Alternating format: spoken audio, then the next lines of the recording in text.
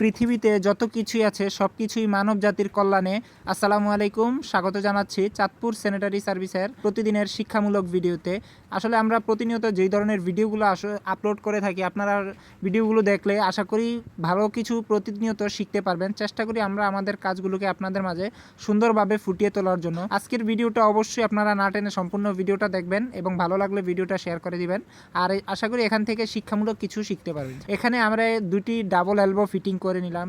দুটি double elbow fitting করে দেওয়ার মূল উদ্দেশ্য হচ্ছে এখানে পাইপ সেটিং করব। অনেকেই আসলে অযথা ভুল ধরতে পারে যে ভাই কেন দুটি এলবো একসাথে দিয়েছেন, এভাবে দেখতে ভালো দেখা যায় না। আসলে ভাই ভিডিওটা দেখলে আপনারাও বুঝতে পারবেন যে কেন দেওয়া হয়েছে। এগুলো আসলে আমরা সবসময় প্লাম্বিং কাজগুলো করি, এগুলো কিন্তু মানব জাতির কল্যাণী বা বাড়িওয়ালাদের কল্যাণী। এখান থেকে আরও ভালো এবং আরও বেস্ট কিছু সবসময় তৈরি করার চেষ্টা করি এবং সেই কাজগুলোকে আপনাদের মাঝে আপলোড করি, যাতে আপনারাও এখান থেকে ভালো কিছু শিখতে পারেন বা আমরা কি কাজগুলো করি সেখান থেকে আপনারাও পরামর্শ দেন।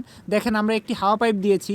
ডাবল এলবো কেন দিয়েছি এবং কি কারণে দিয়েছি এটারও অবশ্যই উপকারিতা আছে। ডাবল এলবো দেওয়াতে এই হাওয়া পাইপটা চলে গেছে একেবারে টাঙ্কির কাছে।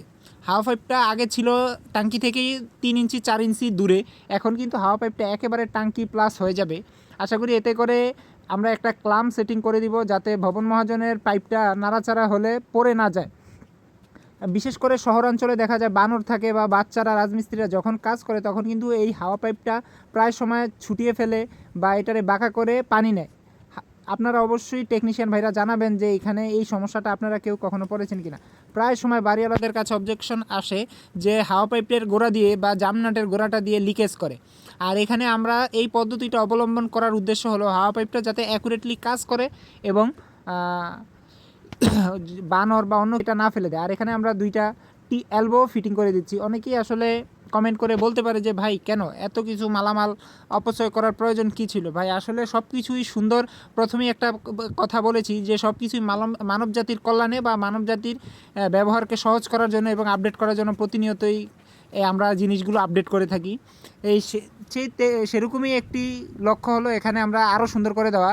আর এখানে ফিটিং না করে যদি সরাসরি পাইপ থাকে তাও চলে, কিন্তু পাইপের মধ্যে প্রায় সময় আমরা রিপোর্ট পেয়েছি পাইপের ভিতরে পাখি বাসা করে বা পাখি বিভিন্ন বীজ বা ফল আয়না এই পাইপের মধ্যে ঢুকিয়ে দেয়। আমরা অনেক জায়গায় পেয়েছি। আপনারা কি কেউ কখনো পেয়েছেন? অবশ্যই জানাবেন। আমরা বিভিন্ন জায়গায় পেয়েছি 1.5 ইঞ্চি পাইপ সোজা থাকাতে পাইপের মধ্যে পাখি বাসা পর্যন্ত করে ফেলছে, টুনটুনি পাখি বাসা পর্যন্ত করে ফেলছে। এই জন্য আমরা ইনস্টল করে দিই সব সময় অন্তত। আর এখানে আমাদেরও কিছু বাড়তি ফিটিংস থাকার কারণে আমরা এখানে দুইটা এলবো দিয়ে দিচ্ছি, যাতে আরও বেশি সুন্দর লাগে এবং আরও ভালো হয়।